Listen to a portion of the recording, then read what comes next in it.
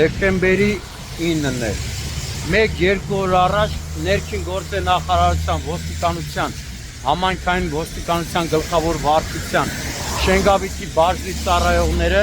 բաժնի պետ Արտուր Մկրտչյանի, բաժնի պետի տեղակալ Արտուր Միքայելյանի գլխավորությամբ այստեղ Ոսկե Գավաթ ռեստորանային համալիրում իրականացրել են հատուկ օպերացիային տեղեկություններով, որը կրել է գիշերային Տիտերնիկին Ոսկե Գավաթում խալանել են անունը։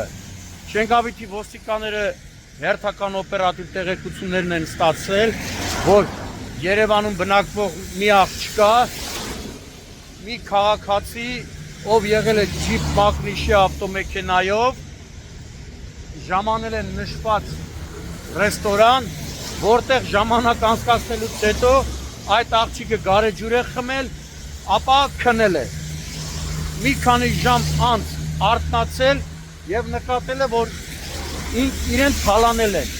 Եվ թալանողը եղել է Հայկ անունով մի տղա, ով ծանոթանալու ժամանակ այդ աղջկան ասել է, որ իր անունը Հայկ է։ Այդ օպերատիվ տեղեկությունները ստանալուց հետո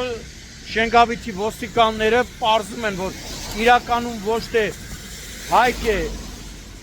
այդ ջիպ վարողի անունը, թալանողի անունը, այլ Նարեկ, ում կարճ ժամանակում հայտնաբերում են։ Հայտնաբերում